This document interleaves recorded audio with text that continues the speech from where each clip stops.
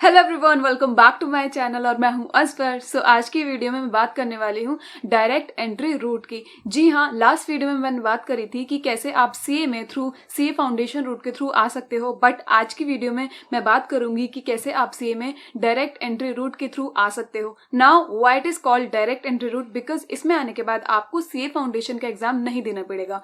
जी हाँ, आप डायरेक्टली इसके लिए सीए इंटरमीडिएट में रजिस्टर करा सकते हो। अगर आप सीए फाउंडेशन रूट से आते हो तो आपको सीए फाउंडेशन का एग्जाम देना पड़ेगा, बट अगर आप डायरेक्ट एंट्री रूट के थ्रू आते हो तो आपको सीए फाउंडेशन का एग्जाम ना देते हुए डायरेक्टली सीए इंटरमीडिएट का एग्जाम देना पड़ेगा। नाउ बात कर लेते हैं कि कौन कौन से ऐसे लोग हैं जो इसमें आने के लिए एलिजिबल हैं। Now there are two types of people, okay. One is those who are graduates or postgraduates, and second one are those who have passed CS intermediate or CMA intermediate, that is आपने company secretary का intermediate level pass कर लिया है या फिर आपने cost and management accountant का intermediate level pass कर लिया है। Of course both the group. तो बात कर लेते हैं ग्रेजुएट्स एंड पोस्ट ग्रेजुएट्स की। तो क्या है क्राइटेरिया जिसके थ्रू आप सी में आ सकते हो। Now if you are a graduate और पोस्ट ग्रेजुएट एंड आपने अपनी ग्रेजुएशन है वो कॉमर्स स्ट्रीम से करी है, तो आपको 55% एग्रीगेट मार्क्स लाए हुए होने चाहिए। दैट इज आपके तीनों सालों में मिलाकर 55% अगर आपके मार्क्स बैठ रहे हैं तो आप डायरेक्ट रूट एंट्री के थ्रू अप्लाई कर सकते हो। नाउ अगर आप नॉन कॉमर्स स्ट्रीम से हो, दैट इज आर्ट्स और साइंस, देन आपको अवेल किए होने चाहिए एटलीस्ट 60% एग्रीगेट।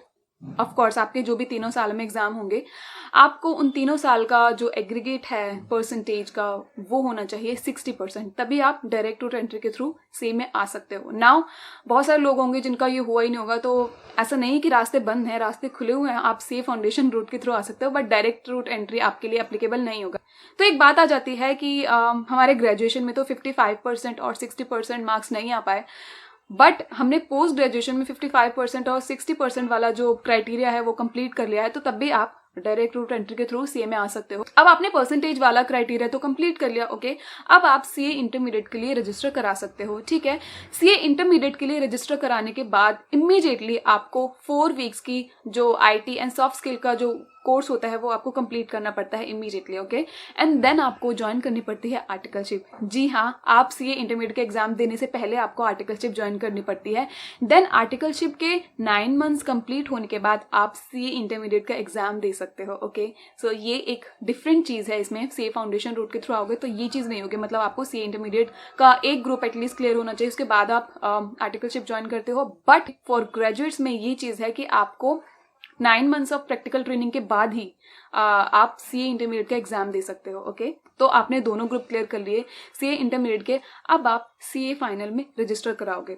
अब रजिस्टर कराने के बाद और एग्जाम देने से पहले आपको वही advance IT and soft skill जो कोर्स होता है वो आपको कंप्लीट करना पड़ेगा। एंड देन उसके बाद आप अपना सीए फाइनल का एग्जाम दे सकते हो। एंड अगेन वही क्राइटेरिया कि फिर आपको दोनों ग्रुप क्लियर करने चाहिए सीए फाइनल के। वही पासिंग क्राइटेरिया है, जैसे एग्रीगेट में 50% एंड इंडिविजुअल में 40% मार्क्स लाने जरूरी हैं। बात कर लेती हूँ CS intermediate and CMA intermediate के स्टूडेंट्स के, जिन्होंने CS intermediate and CMA intermediate का एग्जाम जो है वो पास कर लिया है और वो सीए में आना चाहते हैं। तो इसमें आने के लिए आपको सीए इंटरमीडिएट के लिए रजिस्टर कराना पड़ेगा। उसके बाद आपको 8 मंथ्स का स्टडी पीरियड कंप्लीट करना पड़ेगा। साथ ही आपको 4 वीक्स की IT and soft skill course को कंप्लीट करना पड़ेगा। बेसिकली वही सेम स्ट्रक्चर है जो मैंने अपने प्रीवियस वीडियो में भी शेयर किया था। ऑफकोर्स सीए इंटरमीडिएट से जो पहले वाले स्टेप्स हैं वो हट जाएंगे, उसके बाद वाले सारे स्टेप्स आप पर एप्लीकेबल हैं। तो अगर आप डिटेल में जानना चाहते हो तो आप मेरी पहली वाली वीडियो जाकर देख सकते हो, बट स्टिल मैं शॉर्ट में बता देती हूँ आपको। तो आपको सीए इंटरमीडिएट में रजिस्टर कराना है, ओके। 8 मंथ्स का स्टडी पीरियड कंप्लीट करना है आपको। 4 वीक्स की IT and soft skill course complete करना है। उसके बाद आपको आर्टिकलशिप ज्वाइन करनी है। नाउ आर्टिकलशिप ज्वाइन करने के बाद जो लास्ट 2 ईयर्स होंगे उसमें आपको अपनी advance IT and soft skill course complete करना पड़ेगा। एंड 2.5 ईयर के आर्टिकलशिप कंप्लीट करने के बाद आपको अपना सीए फाइनल का एग्जाम देना पड़ेगा। एंड पासिंग का क्राइटेरिया वही सेम है कि आपको इंडिविजुअल सब्जेक्ट में लाने हैं 40% एंड एग्रीगेट में लाने हैं 50%। तो अगर आप ये क्राइटेरिया पूरा कर लोगे और सीए फाइनल के दोनों ग्रुप क्लियर कर लोगे, उसके बाद आप सीए बन जाओगे। अब ये तो मैंने ओवरव्यू आपको बता दिया कि ऐसे ऐसे होता है, ठीक है। अब आपको अगर सब्जेक्ट्स देखने कौन कौन सब्जेक्ट होते हैं तो आप प्लीज मेरी प्रीवियस वीडियो में जाके देख लीजिए। मैंने वहां पर काफी डिटेल में चीजें बता रखी है, तो सब्जेक्ट वाइज आप वहां पर जाकर देख सकते हो। सो लास्ट वीडियो में बहुत सारे ऐसे कमेंट्स भी आए थे मेरे पास कि मैम जो आपने 4 वीक्स के आईटी एंड सॉफ्ट स्किल की जो ट्रेनिंग बताई वो हम कहाँ से करें। तो गाइस आपको चिंता करने की बिल्कुल भी ज़रूरत नहीं है, वो आईसीआई ही कराता है। आईसीआई ने अपने डेजिग्नेटेड सेंटर्स बना रखे हैं, वहाँ पर जाकर आप उसकी ट्रेनिंग ले पाओगे। एंड उसके लिए आपको ऑफ कोर्स उनकी वेबसाइट पर विजिट करना पड़ेगा, आईसीआई की वेबसाइट पर। वहाँ पर जाकर बेसिकली आप जब इस कोर्स में आ जाओगे ना, आपको पता चल जाएगा कहाँ पर जाकर क्या करना है। तो ऐसे कुछ चिंता करने की ज़रूरत नहीं है कि हमें कहाँ से करेंगे। ओके, अब बात करती हूँ उस चीज़ की जिसके बारे में मैंने हिंट दिया था अपने लास्ट वीडियो में, कि जो डायरेक्ट एंट्री रूट से आते हैं वो अपने अलग ही पेन से गुजर रहे होते हैं। अब कौन सा पेन है वो मैं उसके बारे में बात कर लेती हूँ। तो mainly for graduates and post graduates के बारे में बात करूँ तो आपने स्ट्रक्चर देखा। ओके, इसमें क्या दिखाई दिया आपको कि आपको आर्टिकलशिप में आने के बाद 9 मंथ्स कंप्लीट करने के बाद आपको सीए इंटरमीडिएट का एग्जाम देना है। ठीक है, अब आप ही सोचिए, आप आर्टिकलशिप ज्वाइन करोगे, ठीक है, उसके बाद आप कोचिंग लोगे, फिर आप एग्जाम की तैयारी करोगे, और आर्टिकलशिप के साथ साथ कोचिंग लेना, एग्जाम की तैयारी करना बहुत ज़्यादा डिफिकल्ट है, बहुत ज़्यादा। आप फाउंडेशन रूट के थ्रू आते हो, अगर आपका दोनों नहीं तो एक ग्रुप तो क्लियर हो चुका होता है ना सीए इंटरमीडिएट का, बट इसमें आकर आपको दोनों ग्रुप आर्टिकलशिप के दौरान ही निकालने पड़ते हैं। ठीक है, और बहुत ज़्यादा बार ऐसा होता है कि जो भी हमारा आर्टिकलशिप के दौरान जो हमारे प्रिंसिपल होते हैं ना, जो सीए होते हैं जिनके अंडर हम काम करते हैं, वो इतने ज़्यादा सपोर्टिव नहीं होते हैं। बहुत कम, मैंने बहुत ही कम ऐसे बच्चे देखे हैं जिनके जो प्रिंसिपल होते हैं वो सपोर्टिव होते हैं, बट ज़्यादातर नहीं होते हैं। तो उस चीज़ को मैनेज करना बहुत ज़्यादा डिफिकल्ट हो जाता है, क्योंकि आपको उनसे लीव्स के लिए बात करनी पड़ती है, एंड लीव्स इजीली नहीं देते हैं वो लोग। अगर आपने एक अटेम्प्ट में अपना सीए इंटरमीडिएट निकाल लिया ना तो बहुत बढ़िया बात है, बट अगर आपको 2 या 3 अटेम्प्ट लग गए ना तो बहुत दिक्कत हो जाएगी, क्योंकि प्रिंसिपल लीव्स देने के मामले में बहुत ज़्यादा कंजूस होते हैं, बहुत ज़्यादा।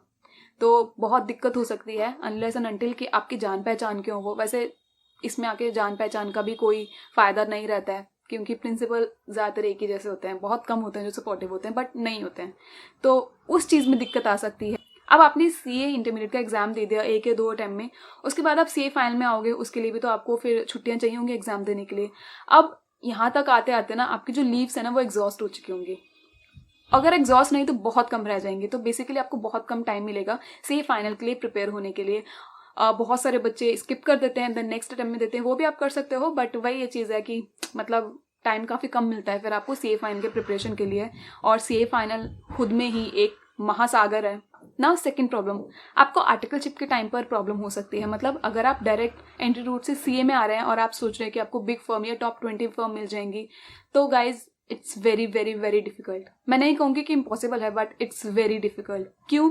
क्योंकि जो भी बिग फोर्स या टॉप फर्म्स होती हैं ना, वो डायरेक्ट एंट्री रूट से आने वाले स्टूडेंट्स को मना कर देती हैं कि हम इन स्टूडेंट्स को नहीं लेते हैं। क्यों? उनका ये रीज़न है कि उनको चाहिए होते हैं वर्क ओरिएंटेड स्टूडेंट्स, मतलब जो ज़्यादा लीव्स ना लें, है ना, अपने काम पे ध्यान रखें।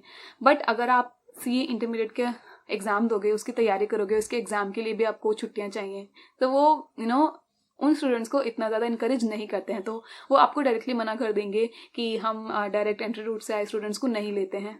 तो ये थी प्रॉब्लम्स। बात करूँ फ़ायदों की, तो अगर आप ग्रेजुएशन के बाद सीए में आते हो तो ग्रेजुएशन के दौरान ही आपने कुछ सब्जेक्ट पहले से ही कवर कर लिए होंगे। फॉर एग्जांपल अगर आप कॉमर्स स्टूडेंट हो तो आपने कॉस्ट पढ़ रखी होगी, आपने टेक्स्ट पढ़ रखा होगा, तो आपको आइडिया होगा इन सब्जेक्ट्स का, तो आपको बहुत ज़्यादा गाइडेंस की जरूरत नहीं पड़ेगी, आप इजिली कर लोगे। साथ ही आपका टाइम पीरियड भी बच रहा है ना, आपको सीए फाउंडेशन नहीं देना, तो आप डायरेक्टली सीए इंटरमीडिएट में आ रहे हो तो आपका टाइम पीरियड भी सेव हो रहा है। सो डायरेक्ट एंट्री रूट से आने के फ़ायदे भी हैं, नुकसान भी हैं। अब वो आपको देखना पड़ेगा कि आप फ़ायदे ज़्यादा देखते हो, नुकसान ज़्यादा देखते हो, दोनों ही चीज़ें हैं, वो आप पे डिपेंड करता है कि आप कौन सी साइड देखना चाहते हो। बट एक बात मैं यहाँ पर बता दूँ, अगर आप डायरेक्ट एंट्री रूट से सीए में आ रहे हो तो आप दिमाग में रख लेना कि आने वाले 3 या 4 साल आपको कंप्लीटली इस कोर्स में आपको खुद को झोंक देना है, क्योंकि उसके अलावा फिर आप ये पास ही नहीं कर पाओगे। आपको जल्दी सुबह उठना पड़ेगा, कोचिंग लेने जाना पड़ेगा, फिर ऑफिस जाना पड़ेगा, और ऑफिस के बाद फिर लेट आवर्स आपको घर पे आना पड़ेगा, घर पे आने के बाद आपको पढ़ाई करनी पड़ेगी।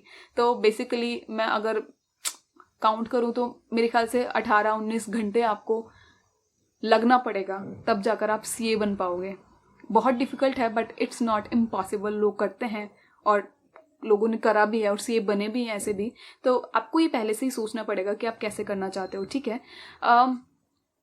तो वो आप ही डिपेंड करता है कि आप कितना ज़्यादा हार्डवर्क कर सकते हो, कितनी ज़्यादा विल पावर आपकी स्ट्रांग है, उस सब का इम्तिहान इस कोर्स में आने के बाद हो ही जाएगा। अब वो आपको डिसाइड करना है कि आपको डायरेक्ट एंट्री रूट से सीए में आना है या फिर सीए फाउंडेशन से सीए में आना है। बट जिस भी रूट से आ रहे हो, वेल एंड गुड। बस मैं यही कहना चाहती हूँ कि ऑल द वेरी बेस्ट आपके फ्यूचर ईयर्स के लिए, क्योंकि आने वाला time is not easy. But हाँ, मुझे पता है लोग कर लेते हैं, और जो कर लेते हैं वो बन भी जाते हैं। तो ऑफकोर्स आपको अपना एक्स्ट्रा देना पड़ेगा, हर लेवल पे आपको अपना एक्स्ट्रा देना पड़ेगा, उसी के बाद आप सीए बन पाओगे। ठीक है, तो आप सोचो, दोनों वीडियो आपके सामने हैं, आप सोचो कि आपको क्या करना है क्या नहीं, और दिमाग लगाओ। तो चलो, बहुत हो गया आई थिंक आज के लिए। अब मैं अलविदा लेती हूँ और मिलती हूँ आपसे अपने नेक्स्ट वीडियो में। तब तक के लिए बाय बाय एंड अल्लाह हाफिज।